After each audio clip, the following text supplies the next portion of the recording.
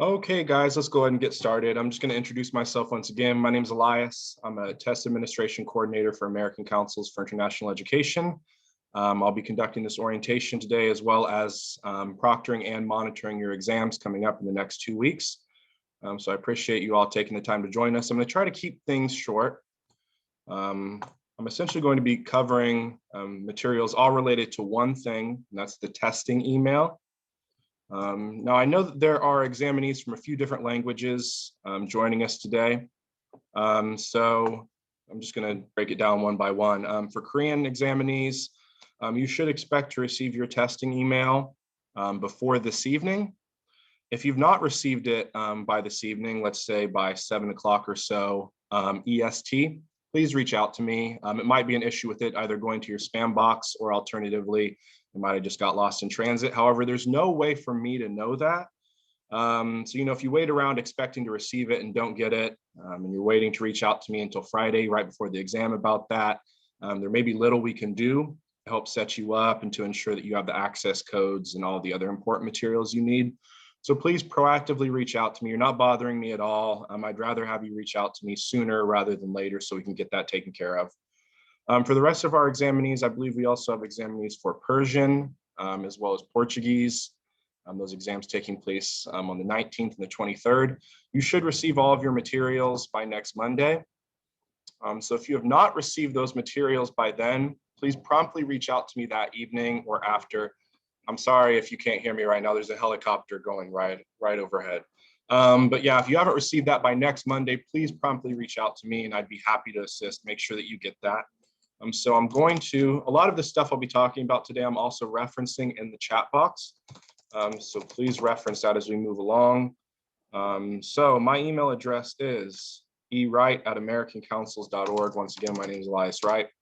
So feel free to reach out to that address at any time if you have any questions about the technical setup, or once again, most importantly, if you are missing the instructions or the testing email, to be particular.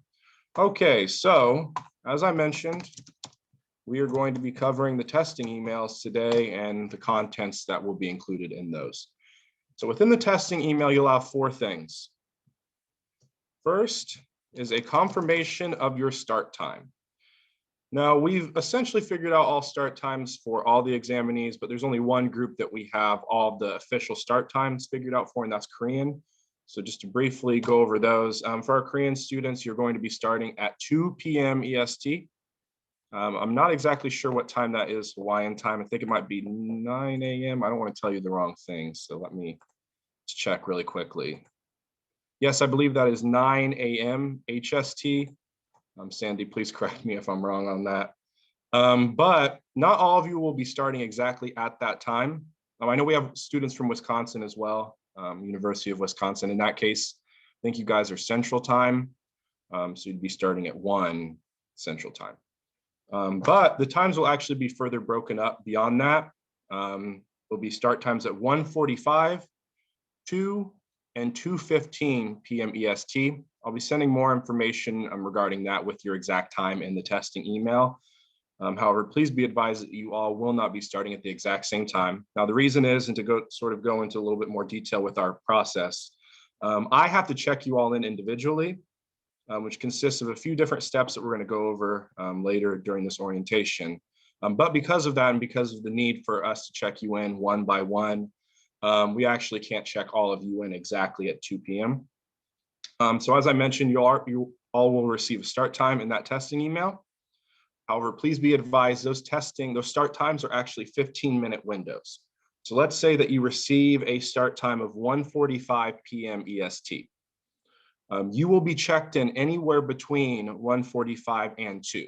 Reason is, as I mentioned before, we're checking you all in one by one and placing you essentially in start time groups. So you could be checked in right at the beginning, depending on where you are at in the queue. You could be checked in at exactly 1:45, or you might be checked in a little later. We try to not let it extend any further than 10 minutes. However, we have these 15-minute check-in or start time periods. In case things get in case we get bogged down and start to have some overflow. So, we can at least ensure that you all are checked in within 15 minutes of your scheduled start time. All right. So to go back into the testing emails, once again, the first thing you'll have in there is your confirmed start time. Once again, it's a 15-minute window, meaning you'll be checked in anytime by that start time or 15 minutes afterwards at the latest. Second thing that will include the email are your access codes. You will use your access code to log into exams.actesting.org. That's our testing website. All of these links I'm mentioning will be included in your testing emails as well as the guides. However, once again, you will use that access code to access our exams website on 2 separate occasions. One is to do the workstation setup. The other is for you to actually log into the test on test day. I'll go into more information about the workstation setup as well as the check-in process for test day in a little bit. But that's the second item that you will have in that testing email. Third is your getting your home ready for testing guide. Now, sort of colloquially, I call it the workstation setup guide. You'll hear me I'll try to call it by its official name, but that's sort of what I call it sometimes, the workstation setup guide, because that's what you do when you're using the getting your home ready for testing guide. You just use it to set up your workstation. Okay, and then, sorry, I had someone join.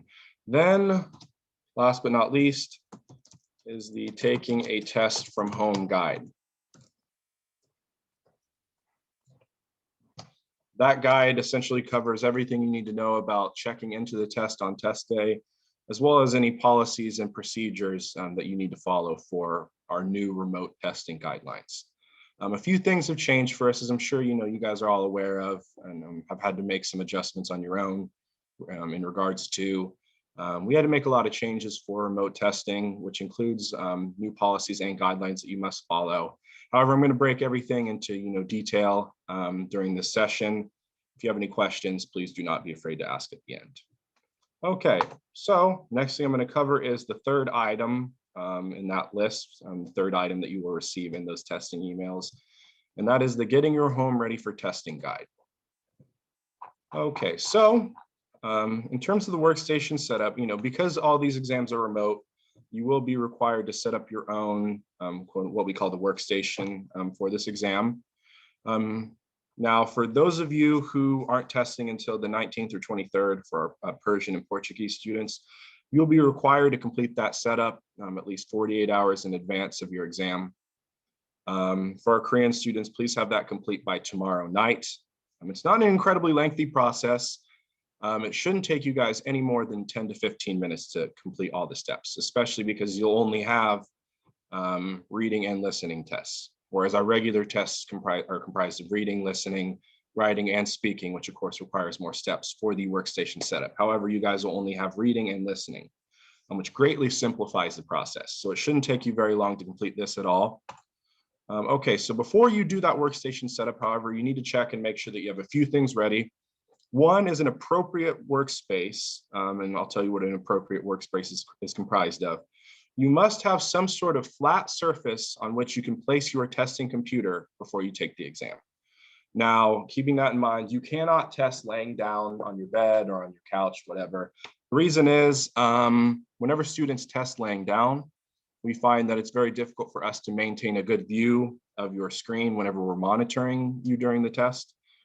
So please refrain from having such a setup. Just make sure that you have some sort of flat surface on which you can take the test. That could be a desk, coffee table, living room table, kitchen countertops. Even if you have some sort of laptop tray and you want to sit on the edge of your bed, that's fine. Just once again, you need to have some sort of flat surface on which you can place your laptop. If you think that's going to be an issue, please reach out to me in advance of your test. You also need to have 2 important items in terms of technology. One is some sort of laptop on which you can take the test. Please refrain from taking the test on an iPad if you can. If that's going to be an issue, please reach out to me proactively and let me know that you have no other devices beyond that, and we'll see if we can find a solution.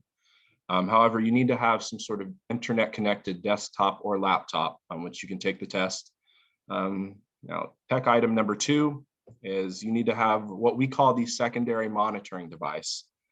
That's just another way of saying, you need to have a smartphone, iPad, or second laptop with a camera that is capable of video monitoring. Also, if you have a detachable webcam, that works as well.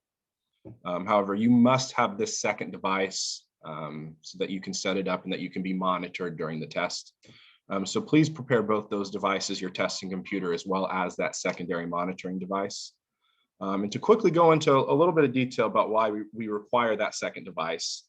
The main reason is, in these remote settings, we cannot guarantee that you have a secure working space like we could in the past, when you were testing at a public location, usually at your university, you had a live proctor, et cetera. We cannot guarantee that you meet what we call secure testing conditions without having you connected to Zoom video and your camera pointed at you and your screen so that we can watch and make sure that everything about your workspace is secure. That includes you not having any prohibited materials, guaranteeing that you are only referencing the testing page itself while taking the test, that you're not communicating with anyone else during the test, et cetera. And essentially the only way we can do that is if we're able to connect to you through Zoom monitoring. So, we greatly appreciate your patience with that. If you have any questions about it, please don't be afraid to reach out to me. One other note, all of these sessions are recorded, all of our testing sessions. However, we store the recordings on a secure server, and we discard of all of those within 6 months of the test. But once again, that just helps us ensure if anyone asks, comes to us afterwards and asks, well, how are we able to validate the results for your test? We're able to say, well, we have this recording on hand. We also had proctors on site monitoring through Zoom throughout the entirety of the test. We're able to guarantee that students met all of the necessary conditions for remote monitoring. They had a proper setup. They didn't have any of the prohibited materials around their desk, et cetera. So that's really important for us to be able to do that. And once again, if you have any questions about any aspects of that, just please don't be afraid to ask. Okay. Oh, sorry, I got two more things also that you have to have ready before you start the workstation setup. Make sure that you have a strong enough internet connection to connect to our tests. Our minimum throughput for that is 1.5 megabytes per second. For your reference, it's not very high. Just a few weeks ago, I was back in my rural hometown with my family, where we don't have a strong internet connection at all, out in the middle of nowhere, essentially. However, I'm able to maintain even a 4 to 5 megabyte per second connection there. If you live in a city, you're good to go. In DC, I usually get 100 megabytes per second, so it shouldn't be an issue at all. However, if and one more note, out of the 2,000 plus examinees that we've tested under these remote testing conditions, I've only had a handful who had enough issues with their connectivity that they were unable to take the test, or alternatively, they had to postpone the test to another date. However, if you worry about your connection, whether or not you'll be able to maintain a strong enough connection to take our test, I advise that you go to www.speedtest.net. I just left that URL in the chat box, so feel free to reference that. You can use that link, anytime. Doesn't just have to be for our test. Anytime you want to check your, connection speeds, feel free to do so through that link. However, if you worry it's going to be an issue in terms of meeting the 1.5 megabyte per section connection second connection requirement, I would advise once again that you go to that link, you check your speeds, and then reach out to me if you fear that you'll have any issues with it, or if you don't meet that minimum connection requirement. For any of you with your video on right now, you're fine. If you're able to, keep your video on throughout the entirety of this orientation, then you should be good to go. And last but not least, if you're going to use headphones for your listening section, please have those ready to test before you start the workstation setup. Okay, now after that lengthy introduction, I'll actually go into the details of the workstation setup. So as I mentioned before, once you get ready to do that setup, you're going to go to exams.actesting.org, same link that I left in the chat box. You'll type in your access code provided to you via the testing email. Once you do that the first time, it's going to take you to a page that says set up your workstation. The second option will be check in via Zoom. Ignore that bottom option. You're only going to use that on the test day.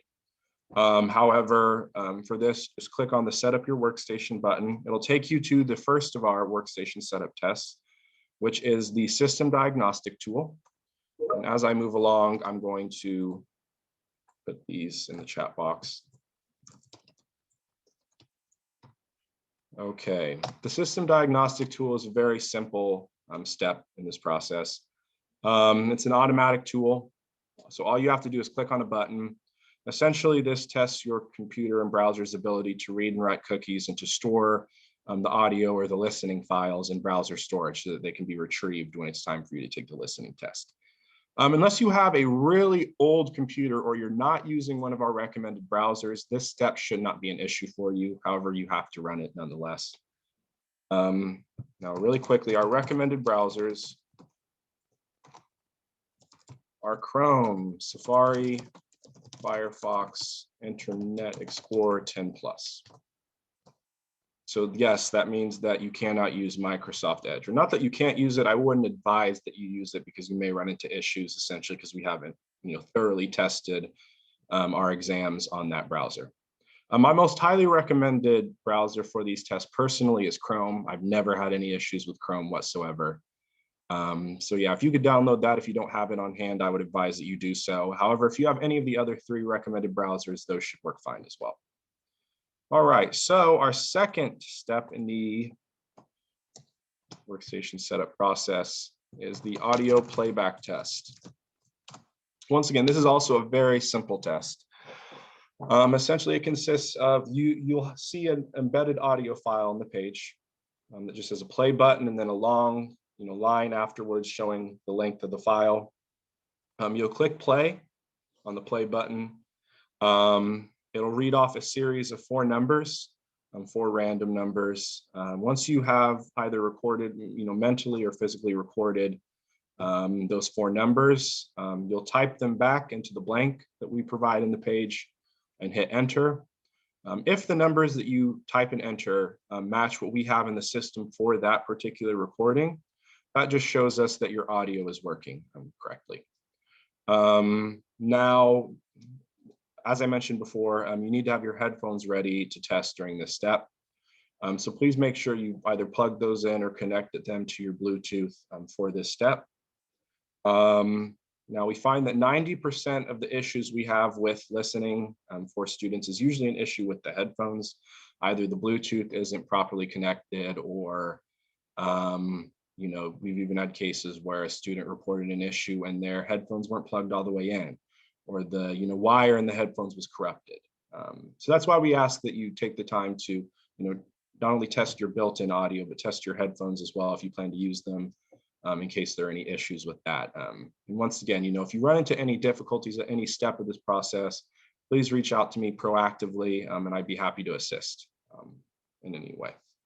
Okay, so now for you guys, since you're only doing the reading and listening test, that does it for the computer-based workstation setup process. However, in a major departure from our previous exams, as I mentioned before, we also require you to set up your secondary monitoring device.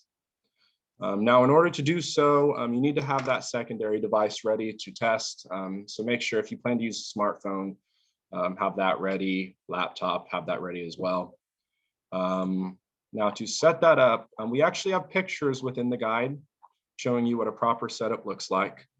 However, you'll need to have your camera placed in such a way that I, as the monitor, will be able to see, first of all, part of you, part of your profile. So either the side of your shoulder, if you're able to capture your full self alongside the testing screen, that's fine as well. However, we at least need to be able to see part of you, your arm or something to ensure that you're the one taking the test, that you didn't swap out with anyone, etc. But most importantly, we need to be able to see the entirety of your testing screen. So, once again, reference the pictures in those guides in case you're confused over what that setup looks like. And if you want to reach out to me ahead of time, like send me a picture or something of your setup just to confirm that it looks good, I'm more than happy to confirm that. Also, just to kind of show you how I would set it up if I was taking the test now. You can kind of see, like I have this desk behind me. I would probably set it up like on this picture frame right here, just like that, because as you can see, it's going to be aimed in such a way that I can see the testing screen as well as part of me right here. If you do not have that set up properly, it could delay you for your exam. Not only that, but it's also going to delay us, the proctors who are checking people in, as well as your fellow examinees. If you have a decent setup and we need to make a few adjustments, that's okay. But we have a lot of people come in who haven't attempted any sort of setup at all. They have no clue where they're going to place their cameras. And in that case, I just have to postpone your exam until I've had a chance to check in all the other examinees. I don't want to be harsh with it, but if you come, unprepared for the check-in process, I will be forced to walk you through those steps once I've had the chance to check in everyone else. So once again, if you're concerned about the setup and you want to check ahead of time and make sure that it looks okay, don't be afraid to send me a picture. I would also advise that if you have a Zoom account, maybe take the time to set up your own Zoom meeting for yourself.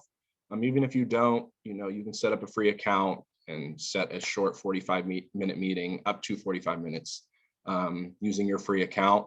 Don't be afraid just to go into Zoom, check and make sure that whatever camera placement you have, that let's say if you were the proctor watching the exam, that you're still able to adequately capture the screen, that you would be able to see sort of the side of your profile from where you're seated.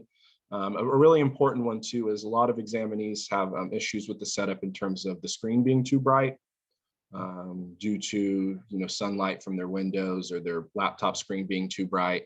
That's why I also think it's a good idea to sort of take the time to look at it as if you were the proctor through your own Zoom meeting and make any adjustments that you need to make, either closing curtains or dimming the brightness on your laptop, etc.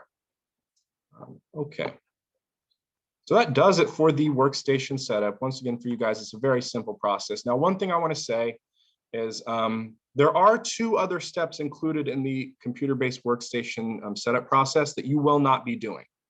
Now, the computer will ask you to go on to that step. Those steps include writing, testing your keyboard, and speaking, testing your microphone. Please ignore that. Once you finish that audio playback test, which is the test where you click play on the file, listen to the numbers, put them back in the blank and hit enter. Once you're done with that step, you're done with the computer-based workstation setup process. There's no need for you to move on to the writing and speaking workstation test. Feel free to do so. There's not going to be anything to stop you from doing that. However, it'll just be a waste of your time in the end. So yeah, please don't continue on. Once you get to that audio playback test and you've completed it, you're done with the computer-based workstation setup. Okay. All right, now that I've covered that, I'm going to finish up by covering the check-in process as well as our new policies for at-home testing. Okay, so when you get ready to check in on test day, as I mentioned beforehand, you're going to go to that same link, exams.actesting.org, and then you'll plug in that access code that I mentioned before. Same way that you logged in to do the workstation setup is the same way that you're going to log in to take the test. Now you're going to do that on both devices, both the secondary monitoring device as well as the primary testing device. Now I want to be clear about this part, and this isn't anything that you'll be punished for if you don't follow to the letter. It's more that in this case it makes it easier for you and us in terms of checking in. However, once you've logged in on both devices, you're going to be taken to a page that asks you to log in via Zoom. Now, you do need to log into Zoom on the secondary monitoring device. So you're going to click on that Zoom link, you'll follow it, then you'll check in sort of in a meeting like this. We'll take you to your own breakout room so you can have some level of privacy when we're checking your room and your ID. But yeah, you're only going to select the Zoom link or click on the Zoom link on your secondary monitoring device. On your primary device, you can just ignore that link. And I'll probably say this, a couple times throughout the session. I'll also include these instructions in the email we send to you day before the test, just to confirm some last minute details. However, I like to make it very clear as possible while I have you here and we're face to face.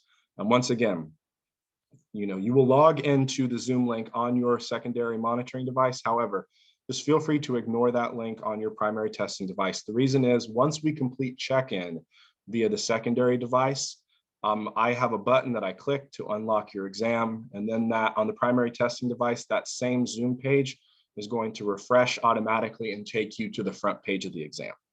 So basically it makes it where we can finish the check-in, boom, we're in. I can give you access to the test and you can get started rather than having to exit Zoom on your computer, click back so you can get back to the front page of the test, etc. So yeah, okay, so when you get ready to do the actual check-in process, once again, you're going to log in via Zoom, via the link that we provide upon login. I'll take you from this main session. There might be other examinees testing. I'll take you from this main session into a private breakout room. In that room, I'm going to ask you to do two things. The first thing is show me your ID. So basically, you're going to take your ID. I'll just show you the back of mine like this, hold it up. I'll confirm that it's you, of course. And then I'll need to see your room as well. I'm going to do a room check now. Sort of preface that I don't really care what your room looks like, to be frank, as long as you don't have any lewd posters or something, whatever, that other examinees could see. I don't really care if it's messy. I don't care what you have in it. It doesn't really matter to me. I know some examinees get concerned over that, like, oh, I'm so sorry, my room's messy, but I don't really care. Just have your room ready in such a way that you feel comfortable with showing it to us. So basically what you'll need to do is after you turn to the camera, show your ID, I've confirmed that. You're going to pick up the camera, you'll flip the camera around. So if you have it, on the selfie side, you'll flip it around. And then I'm going to ask you to show me the entirety of your desk. So you'll sweep across the desk. And then I'll ask you to continue to make a full circle all the way around so I can see everything directly in front of, to the side of, and behind you. That's essentially, as I mentioned before, that step in the process to ensure that you don't have any prohibited materials and that your workstation meets all of our criteria. So once we've completed those two simple steps, it usually doesn't take any more than a minute. I'll give you access to your test and you'll be able to get started at your leisure. And so in my opinion, it's a pretty simple process at that point. Once you've completed the workstation setup and you show up on test day, everything from there is pretty simple, in my opinion. Okay, so last few points I want to make are just about our policies, frequently asked questions, etc. Before the test, please take the time to talk to your roommates, family members, etc., whoever you're living with, and ask that they respect your privacy during the test. If someone walks through during your exam, once or twice, that's okay. We understand that we're all, living in sort of cramped spaces at this time, and we can't really just get up and leave like we were able to in the past. However, if it continues to become an issue and it's happening over and over again, I will reach out to you to see if we can discuss the issue and see if there are any solutions for it. However, the most important thing that you need to discuss with your families, roommates, etc., is asking them to refrain from speaking to you at all during the test. If I see someone talking to you during the exam or you talking to someone else during the test, regardless of the reason, I'm going to give you a warning. If it happens again after that first warning, it's an automatic disqualification, no discussion merited. That's really it. So, I understand that, luckily, most of our, friends, family members, et cetera, respect our space, especially in, for a higher stakes exam like this. However, if you worry that, there's anyone you're living with that might not have that same level of respect, please just take the time to explain to them the importance of this exam and what the potential consequences are if they break protocol and speak to you during the test. Dress. A lot of people ask about dress. You don't have to dress professionally for, in any sort of professional manner for this test. That includes like a dress shirt and a tie, etc. You don't have to wear anything like that. However, I do ask that you come dressed as you would if you were going to a public location to take the exam. So, athletic gear is fine, shorts, shirts, etc., t-shirts. Sweats are fine. However, I just ask that you do not come to the exam either in your pajamas, or I hate that I even need to bring this up, but it's happened before, shirtless. Yes, please wear a shirt to the test as well. But yeah, you don't have to dress professionally in any sort of manner. We don't expect that or anything like that. Okay, so a couple of last few points. I'm just going to briefly cover the policies and prohibited materials. Do not discuss test content with anyone during or after the exam. Do not consult any outside materials, electronic or otherwise. That includes books, etc. Please do not have any photographic or video or electronic like recording devices. That includes like a voice recorder, cameras, phones, etc. Of course, besides the one that you'll be using for the remote monitoring. Please do not unmute yourself during the exam to talk. The proper procedure for reaching out to me if you have technical difficulties is to click on my picture. If you have some sort of computer, you'll see it'll be a right click, and there'll be an option for you to chat with me.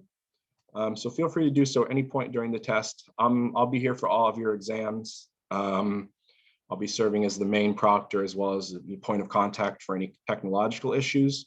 So please promptly reach out to me if you have an issue. Do not unmute yourself under any circumstances and yell, hey, I need help. Because I'm just going to close out your test at that point. You're bothering and disrupting the other examinees.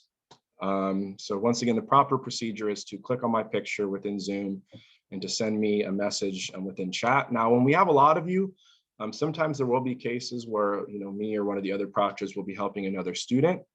So don't be afraid, if 1 or 2 minutes has passed and you don't have an immediate response, don't be worried about that. You will not be penalized on time for the test. We'll, give you back all your time from the point at which we received a message from you regarding the technical issue based on the timestamp of the message. We'll give you all your time back from the point that you sent the message all the way up until the point at which we were able to resolve that issue. So no worries about losing time just because of a technical issue. But also don't get frantic, panicked and end up unmuting yourself to yell out a message. Once again, that's just disruptive. So please just send a message if you have any issues via the Zoom chat box. Okay. Also, do not turn off your video. If we lose contact with you over Zoom video, we may be forced to pause your exam. However, as soon as we're able to get you back into the test, we'll let you resume the exam from the point at which it was paused.